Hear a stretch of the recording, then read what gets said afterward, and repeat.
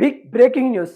తెలంగాణలో మరో కొంతమంది ఎమ్మెల్యేలు పార్టీ మారే ఆలోచనలో ఉన్నారంటూ ఇప్పుడు సంచలనమైన వార్తలైతే రాబోతా ఉన్నాయి. తెలంగాణలో ఇప్పటికే పార్టీ ఫిరాయించిన 10 మంది ఎమ్మెల్యేల పరిస్థితి ఏంటనేది కూడా ప్రశ్నార్థకంగా మారిన వేళ మరో కొంతమంది కూడా ఎమ్మెల్యేలు ఇటు కాంగ్రెస్ వైపు చూస్తున్నారన్నది కూడా ఇప్పుడు హాట్ టాపిక్‌గా కనబడతా ఉంది. జూబ్లీ హిల్స్ బై ఎలక్షన్‌లో నవీన్ యాదవ్ గెలుపుతోని కాంగ్రెస్ పార్టీ చాలా దూకుడుగా వెళ్తున్న పరిస్థితి కనబడతా ఉంది. అదే దూకుడుతో సీఎం రేవంత్ రెడ్డి అనేక కీలక కొన్ని కోణాల్లో తనైతే వ్యూహాలు చేస్తున్నట్టు కూడా కనబడతా ఉంది. ఆ వ్యూహాల్లో భాగంగానే బీఆర్ఎస్ సంబంధించిన ఎమ్మెల్యేలు అంటే దాదాపుగా 9 మంది ఎమ్మెల్యేలని ఇటు కాంగ్రెస్‌లోకి చేర్పించుకునేందుకు ప్రణాళిక సిద్ధం చేస్తున్నారన్నట్టు కూడా తెలుస్తా ఉంది. ఇప్పటికే బీఆర్ఎస్ సంబంధించిన ఎమ్మెల్యేలని కొంతమంది కలుస్తా ఉన్నారు నేతలు. అంతర్గత కాల్స్ నడుస్తా ఉన్నాయి. అంతర్గతంగా సమావేశాలు అయితా ఉన్నాయి. ఏ క్షణంలో అయినా బీఆర్ఎస్ పార్టీకి చాలా ఎదురు దెబ్బ అయ్యే అవకాశాలు అయితే కనబడతా ఉన్నాయి. ఇప్పటికే పార్టీ ఫిరాయించిన ఎమ్మెల్యేల పైన కేసు నమోదు చేసిన బీఆర్ఎస్ పార్టీ ఇటు హైకోర్టుకి సుప్రీంకోర్టుకి వెళ్ళడం అయితే జరిగింది. దాంట్లో భాగంగానే ఏ క్షణంలో హైకోర్టు తీర్పిస్తుందో అనే ఉత్కంఠ ఒకవైపు ఉంటే మరి రీఎలక్షన్ వస్తుందన్నట్టు కూడా బీఆర్ఎస్ ధీమా వ్యక్తం చేస్తా ఉంది. ఈ నేపథ్యంలో కాంగ్రెస్ పార్టీ ధీటుగా ఏదైతే బీఆర్ఎస్ సంబంధించిన ఎల్పీని కూడా విలీనం చేసుకోవాలనే కోణంలో ప్రయత్నాలు చేస్తా ఉందని కూడా తెలుస్తా ఉంది. దాదాపుగా 9 మంది ఎమ్మెల్యేలను 19 మంది కార్పొరేటర్ని బీఆర్ఎస్ సంబంధించిన వాళ్ళని ఇటు కాంగ్రెస్ లో కలుపుకుంటామన్న ఆలోచన ఉన్నట్టు కూడా కనబడతా ఉంది. ముఖ్యంగా జిహెచ్ఎంసీ సంబంధించిన ఎలక్షన్స్ రాబోతా ఉన్నాయి.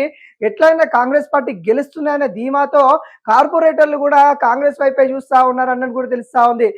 ఏదైతే జిహెచ్ఎంసీ ఎన్నికలలో వాళ్ళకి టికెట్ ఇస్తామని కన్ఫర్మ్ చేస్తే ఖచ్చితంగా కాంగ్రెస్ లోకి వస్తాము, ఏ క్షణంలోనైనా కారు దిగి కాంగ్రెస్ లోకి వస్తాము అన్నట్టుగా కార్పొరేటర్లు కూడా ఉన్నట్టు కూడా తెలుస్తా ఉంది. అదేవిధంగా ఎమ్మెల్యేలు కూడా ఉన్నట్టు కూడా కనబడతా ఉంది. ఇది ఒక భారీ ఎదురు దెబ్బ అని కూడా బీఆర్ఎస్ పార్టీకి చెప్పొచ్చు. ఇప్పటికే అసెంబ్లీలో ఓటమి తర్వాత కేసీఆర్ ఫామ్ హౌస్ కే పరిమితమైన పరిస్థితి కనబడతా ఉంది. ఇంకా పార్లమెంట్ ఎలక్షన్ తర్వాత అసలు బీఆర్ఎస్ పార్టీ పరిస్థితి ఏంటి అనే విధంగా ప్రశ్నలు అయితే వస్తా ఉన్నాయి. ఇక బై ఎలక్షన్ లో కూడా అటు సికింద్రాబాద్ కంటోన్మెంట్ కావచ్చు, ఈ రోజున జరిగిన Jubilee hills by election result వచ్చిన తర్వాత కావచ్చు, ఈ రెండు పరిణామాల తర్వాత కూడా బీఆర్ఎస్ పరిస్థితి మరింత బలహీనంగా అయిపోయింది అన్నట్టు కూడా నేతలు అనుకుంటున్న పరిస్థితిలో ఉంది బీఆర్ఎస్ పార్టీ. ఈ కోణంలో బీఆర్ఎస్ పార్టీ వీడి కాంగ్రెస్ లోకి వెళ్ళాలి, ఫ్యూచర్ ఉంటుందనేట్టుగా భావిస్తున్నారంట సీనియర్ నేతలు. అదేవిధంగా బీఆర్ఎస్ పార్టీని విడిచి కాంగ్రెస్ లోకి వెళ్తే మిగిలి ఉన్న మంత్రి పదవులలో వీళ్ళకి కొంత స్థానం కల్పిస్తామనే విధంగా కొంత బిస్కెట్లు వేస్తుందంట కాంగ్రెస్ పార్టీ. వాటిని చూసి కొంతమంది వస్తా ఉన్నారనే నేపథ్యం మీద కనబడతా ఉంది. ఏది ఏమైనా కానీ పార్టీ ఫిరాయించిన కేసు ఒకవైపు అయితే మరింత మంది కూడా ఇటు కాంగ్రెస్ లో కలుస్తున్నారనేది కూడా ఇప్పుడు హాట్ టాపిక్ అయితే మారిపోయింది.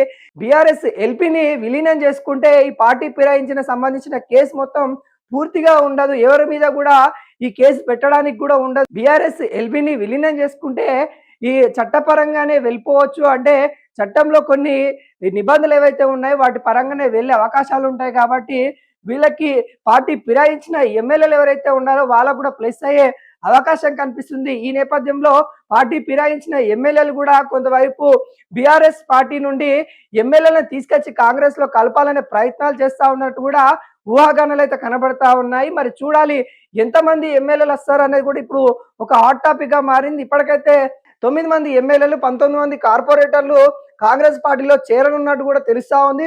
మరి చూడాలి ఏ విధంగా ఉండబోతా ఉందో. ఒకవేళ అనుకుందే జరిగితే మాత్రం బీఆర్ఎస్ పార్టీకి చాలా ఎదురు దెబ్బ అని కూడా చెప్పుకోవచ్చు.